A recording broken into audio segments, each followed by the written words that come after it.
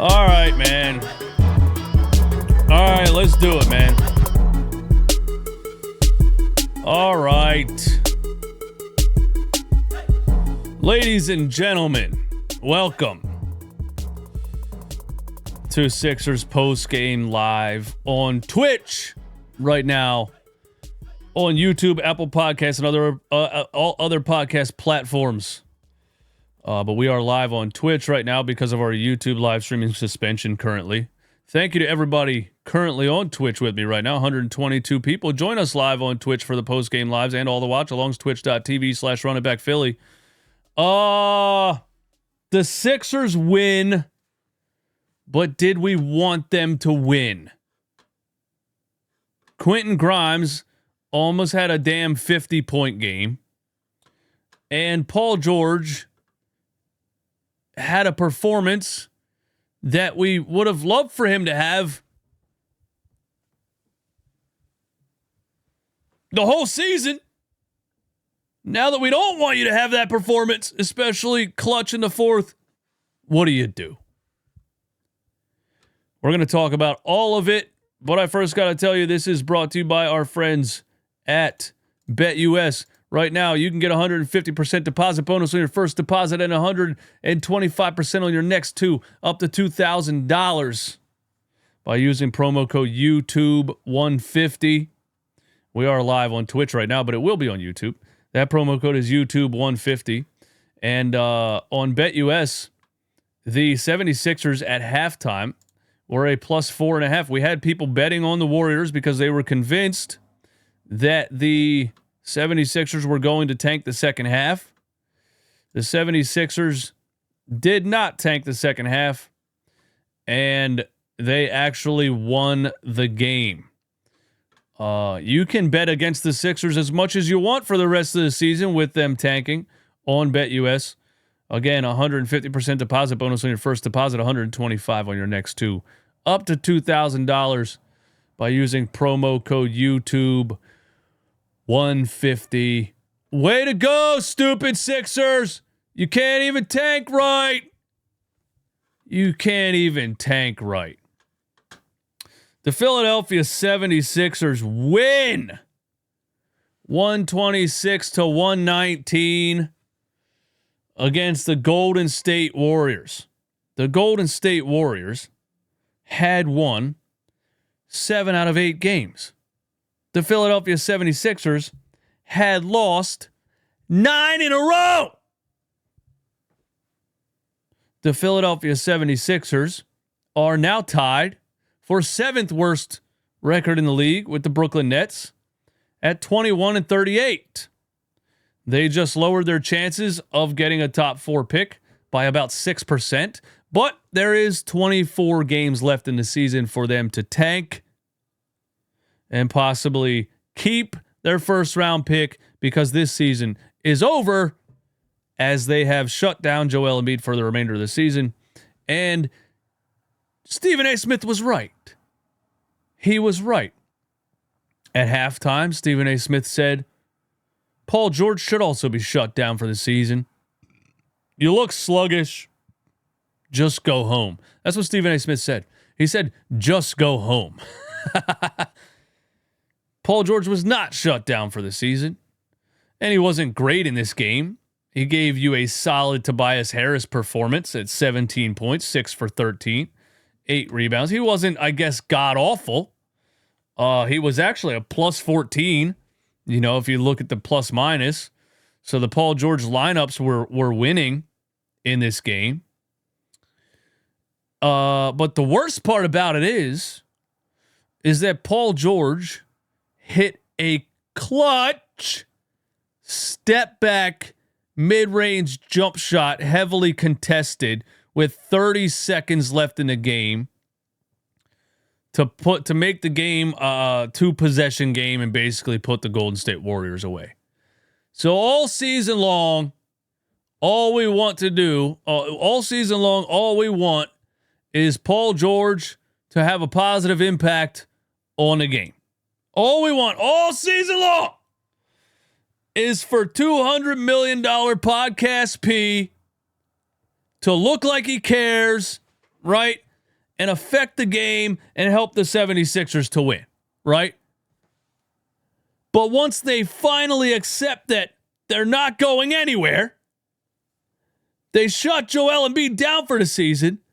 This guy stops doing his podcast to lock in and then hits a freaking game winner and beats the Warriors and is a plus 14. You can't make this up. You just absolutely cannot make this stuff up. When we want Paul George to be good, he's embarrassingly terrible. And then when we're like, all right, bro, season's over, everybody lose, Paul George's like, you know what? I'm going to stop doing my podcast now, and I'm going to lock in, and I'm going to hit a clutch jump shot to help us win a game that everyone wants us to lose. I don't know, guys. Something about Paul George for me is just giant negative. He's like a giant ball of negative energy. It just doesn't matter what the circumstances are. The opposite of what you want is what's going to happen. So there's that. Quentin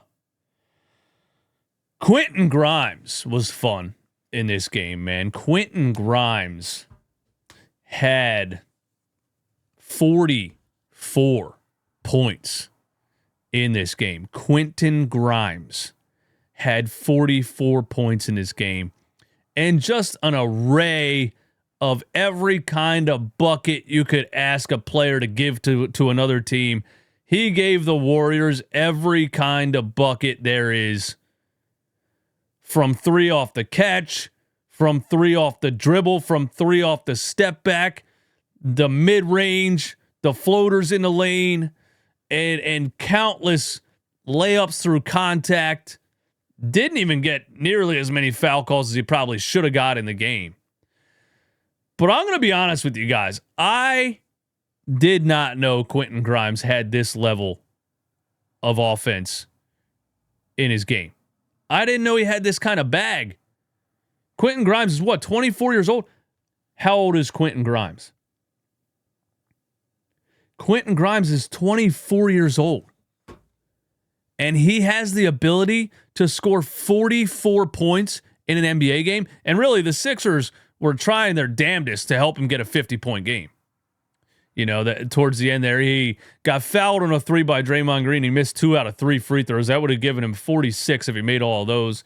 And they got it back to him on an inbound. They were trying to help him get to 50. I thought he was going to get to 50 because he had damn 36 at halftime or something crazy. But incredible trade by Daryl Morey. I got to say that. I ripped Daryl Morey top to bottom, all over the place. I rip him to shreds because I think his obsession with big names, especially big names way past their prime, is a major problem. But that Quentin Grimes trade is huge. And the Knicks didn't know Quentin Grimes had this kind of potential, or they knew and they just felt he didn't fit the timeline that they were on. I can't figure out for the life of me why the Dallas Mavericks traded Quentin Grimes for Caleb Martin. Injured Caleb Martin, by the way, who I don't even think passed his physical, and the Sixers had to send another second-round pick to make the trade go through. We traded an injured player, Caleb Martin, injured, for Quentin Grimes, who has the ability to score 44 points in an NBA game. I don't want this to go understated at all. Do you know how crazy it is for a player on any level to be able to score 44 points in a game? Let me tell you, Tobias Harris has been in the league for 14 years and does not have a 40-point game. Tobias Harris's career high is 39 points. Quentin Grimes is 24 years old and just gave us a 44-piece. And I don't think it's a fluke because he has a 30-piece just a couple games ago. Here's what I'm saying. Maybe Quentin Grimes just wasn't given the opportunity. Now he got the opportunity because the Sixers are up Schitt's Creek without a paddle right now. And he's balling out. And when you really watch him play, He has a complete bag. He's got a handle. He has counter moves in the post. He's going step throughs and turnarounds and up and unders. He's got catch and shoot threes. He's got threes off the dribble. Bro, no matter what happens with Joel Embiid, no matter what happens with Podcast P, next year you're looking at least Tyrese Maxey, Jared McCain, and Quentin Grimes. 3 players that can give you 30 to 50. That's an undersized lineup. I'm not going to lie to you. I'm not sure how Quentin Grimes starts alongside Maxey and McCain at being only 6'5". You would like a 6'7" or 6'8" wing right there, you know, but that's I guess to ponder next year. But I just wanted to say I think that I knew Quentin Grimes could score. I thought him having a 30-piece the other night was the cap, was the limit of what he can do, you know? I didn't know he could do this. And so shout out to Quentin Grimes. In a perfect world, the 76ers make this an exciting game. Quentin Grimes gives you a 40-something, and they still find a way to lose to continue the tank. But they didn't do that. They didn't do that. You had Quentin Post versus Quentin Grimes in the third quarter. I thought that was interesting. This guy, Quentin Post, man, he was cooking us because Paul George kept double-teaming Draymond Green on the pick and pop for some reason, and he kept swinging it over to Quentin Post wide open for 3 so many times. Grimes was absolutely cooking in the third quarter. And, oh yeah, he was bleeding too, by the way. He got knocked down and slammed his elbow on the ground. He was bleeding. Came right back in the game. I'm going to say this, Sixers, if you want to tank, if you want to do what you should do, you want to continue to lose, you should use that Quentin Grimes little elbow injury as a reason to hold him out now for about 15 games. All right? Because you want to keep losing to keep your first-round draft pick, and now you got a guy out here dropping 44.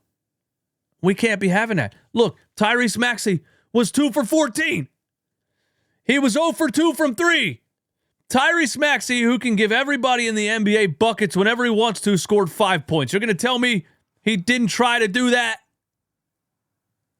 Clearly, Tyrese Maxey got the memo. Clearly, Tyrese Maxey got the memo and said, okay, you slide me a 500,000 cash, you know, or a little milli, slide me a little milli under the table. I got you, Josh Harris. I'll stop scoring. Slide me a cool little milli under the table. I'll stop scoring, bro. Maxey gave him 5. Josh Harris forgot that Quentin Grimes is out there. Josh Harris is like, damn it. I knew Paul George couldn't score. I slid Maxey a little blank check for him to stop scoring. And this little son of a bitch, Quentin Grimes, wants to drop a 44-piece and lead us to victory. Now, all jokes aside, shout out to Quentin Grimes for that performance. I have no clue what Tyrese Maxey was on in this game. I feel like the first half, I hardly saw him shoot the ball. I don't feel like I really saw him shoot the ball most of the game. It was weird. He was not really involved most of the game. Somehow he ended up with 11 assists. He was 2 for 14. A lot of tough misses too, man. Like, you can't script that. I know I'm making a joke about him trying not to score. You can't script some of these misses, dude. Just like 3, 4, or 5 layups off the backboard, in the rim, spin around, roll out. Just a terrible game for Tyrese Maxey all around as far as scoring goes. I thought his defense on Steph Curry was solid a lot of the times.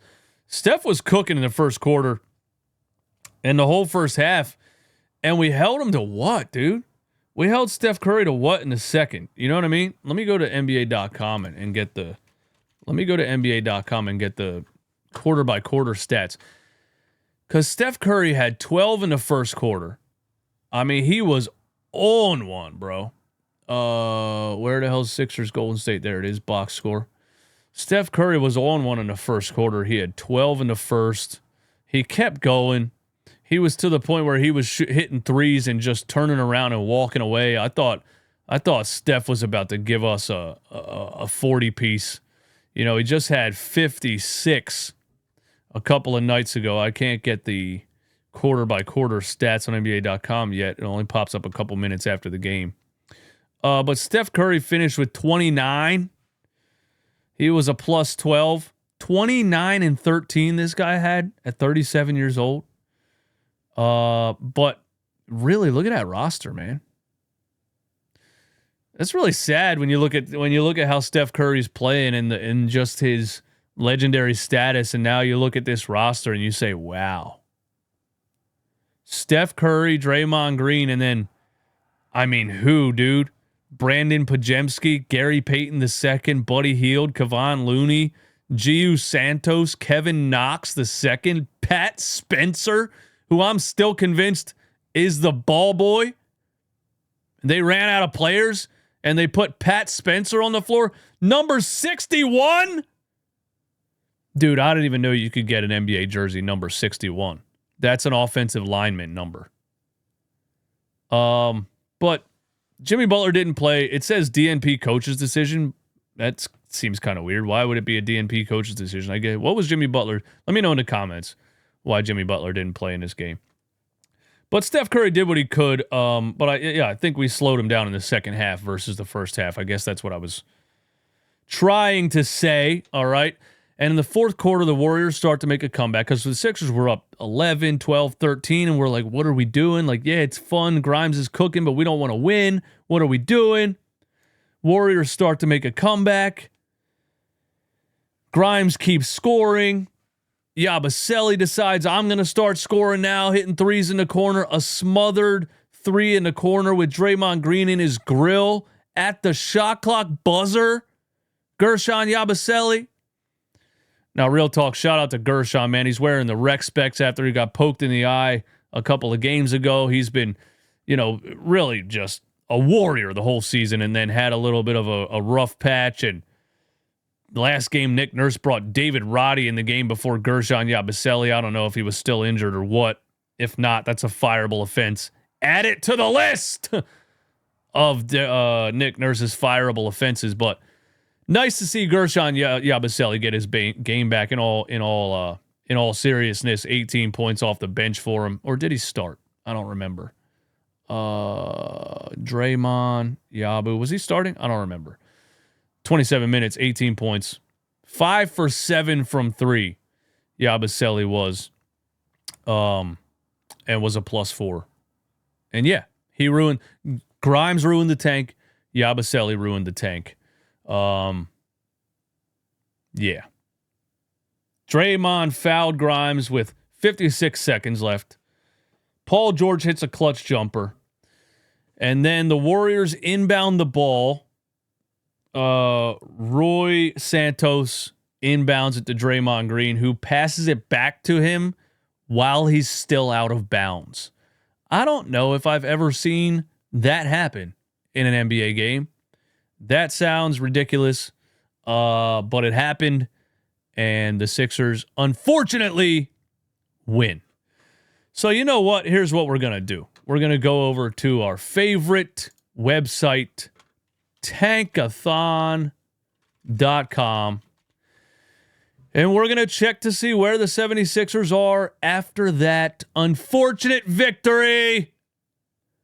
Look, the 76ers are now in 7th place on tankathon.com, and what does that mean?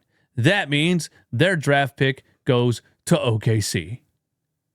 If there was no lottery and the season ended right now, their draft pick would go to OKC. But there is a lottery. They have a 32% chance of landing in the top 4. They went from a 9% to a 7.5% chance of adding Cooper Flagg to their roster. And you know what? Let's hit mock draft and let's hit sim lottery one time for us for the 76ers and see where they land in the draft. Here we go. And they stay at 7. Oh, I'm going to throw up. They stay at 7. And OKC gets their pick, and they draft 6'7", 220-pound small forward Con Nupel out of Duke. Damn. Damn, man. Damn. Let's go look at the rest of their schedule here and try to, I guess, decide, are they going to accidentally keep winning or are they going to lose out? The craziest part is Tyrese Maxey scored 5 points. You would think that with Tyrese Maxey scoring 5 points, they would lose the game. But they didn't lose the game. They won the game literally because Quentin Grimes dropped a 44-piece. So they got Portland. They got Minnesota. They got Boston, Utah, Atlanta, Toronto, Indiana, Dallas. Portland's bad.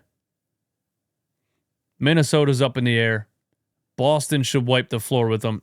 Live on TNT. You're going to have to reschedule that one, bro, because nobody want to watch that on national television. Utah's bad. Atlanta's up in the air. Toronto's bad. Indiana's up in the air. They could lose these 7 games in a row if they get Quentin Grimes out of here. Quentin Grimes drops a 44-piece. He had 30 against Brooklyn just a couple games ago.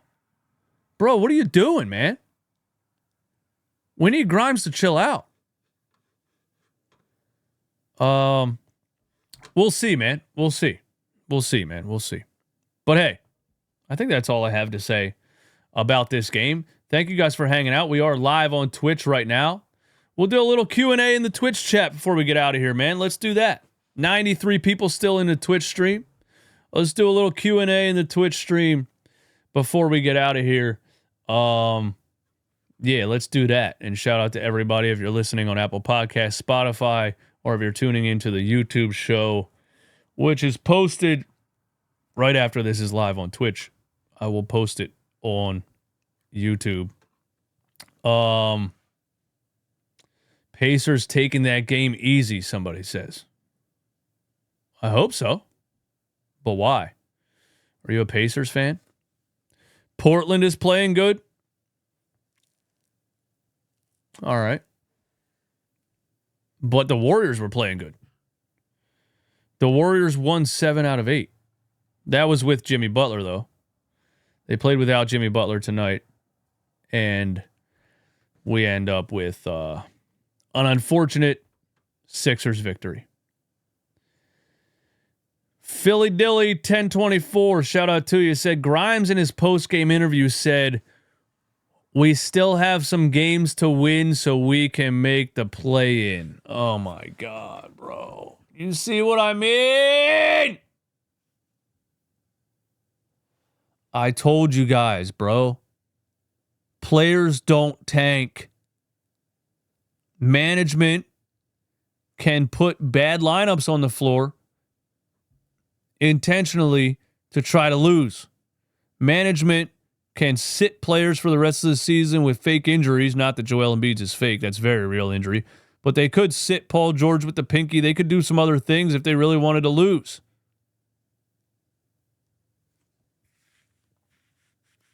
Paul George hit a clutch jumper in this game.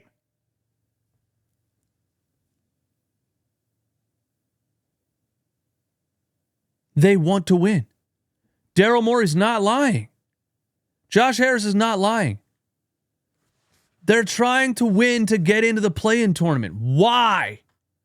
Why? All right, speaking of the play-in tournament, let's go back to the standings. Standings. Where the freak is the standings, dude? Schedule, roster, depth, injuries, transactions, tickets. Come on, man. NBA standings. There we go. Speaking of the play-in tournament, let's look at the standings then. If you guys want to keep winning, they are 2.5 games behind the Chicago Bulls right now. Are the Chicago Bulls playing tonight? Let's check if the Chicago Bulls are playing tonight. The Chicago Bulls are not playing tonight. They play the Indiana Pacers tomorrow at 5.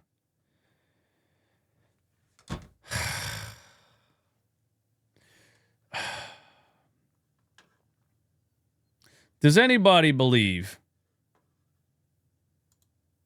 that this team can win in a play-in tournament? Does anybody really believe that? What are you guys saying in the chat, man? Let's see. Sixers can't tank right. I hope we get a top 4. They can't tank right. They can't do anything right, man. They can't do anything right. Paul George looking inspired. Dude, isn't it crazy? Isn't it crazy that this guy's looked like he hasn't cared about the game all season and now he looks like he's locked in? Come on, man. Why didn't we play the new guy at all? He would have helped. He would have helped the tank. Because Nick Nurse is trying to win. This is what I'm saying. Somebody on Twitter just today told me Nick Nurse is playing Andre Drummond at center because he's tanking. And I said, last game, he pulled Andre Drummond in 4 minutes and put Adembona in there. He's trying to win. He's just really bad at trying to win. This team's been confusing me all season, but yeah, it would be pointless for them to get into the play-in. But the coach is trying to win. Unfortunately, the players are trying to win. Unfortunately, Quentin Grimes decides to drop a 44-piece tonight, and Paul George decides to hit a game-winning step-back mid-range jump shot.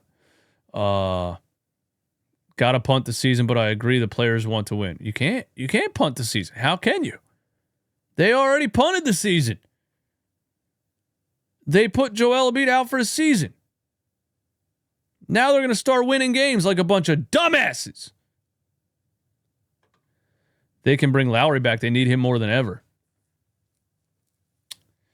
Who would we play in the play-in? It would be 9 versus 10. Right now, it would be the Atlanta Hawks in the play-in. And it would be 7 versus 8. It would be Miami versus Orlando in the play-in, which I thought Orlando was better than this. Orlando was like a top 3 seed early in the season. They did that last year, too, and then they fell out. They fell out again this year due to injuries. Paolo tore his oblique, which sounds insanely painful. And then one of the Wagner brothers was out for the season, I think. So Miami, Orlando, and Atlanta, Charlotte right now, if the Sixers get in the play-in, that would just... I guess it would add to the dynamic of how stupid this season has been. What else, man? Any other Q&A in the chat, man? Prince Monito, what's up? Maxey has been playing pretty bad lately. Either he's playing through an injury or some real behind-the-scenes secrets. Yeah, I was joking about Josh Harris paying him a cool milli under the table, but last game he was 0 for 10 from 3. 0 for 10. And they were talking about his finger injury, I guess. I don't remember Maxey hurting his finger at all. Let's look at Maxey finger injury. I don't remember him hurting. Maxey is off injury report for Saturday. It just says finger.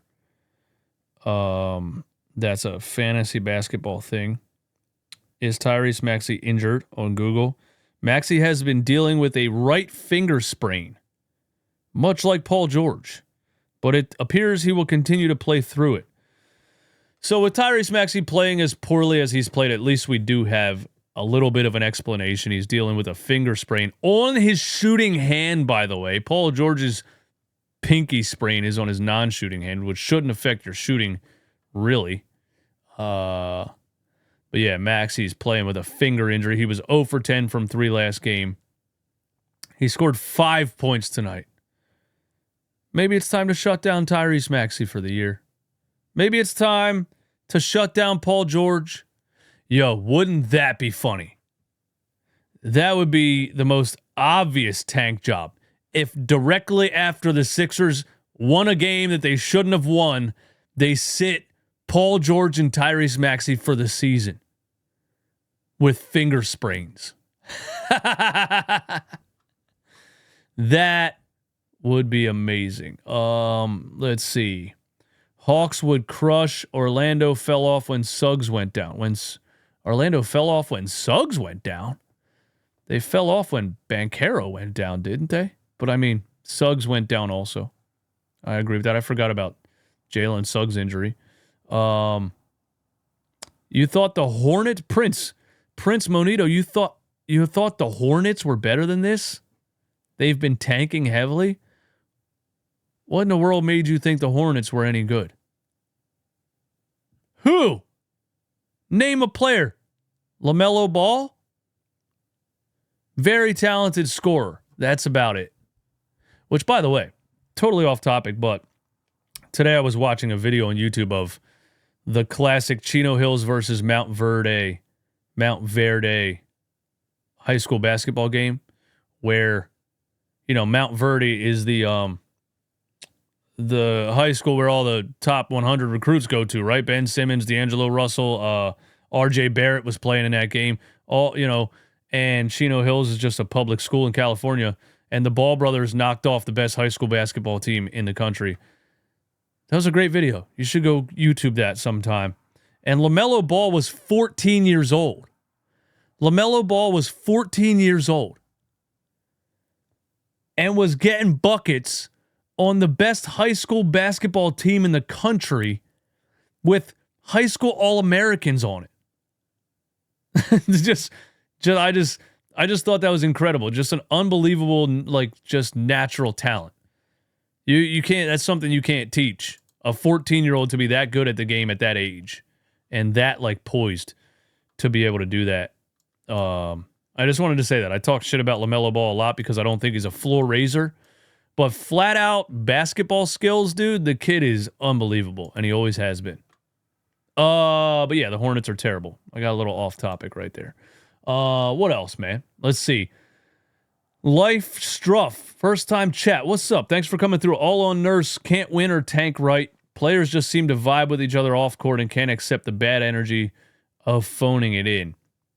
We are now blaming a win on Nick Nurse.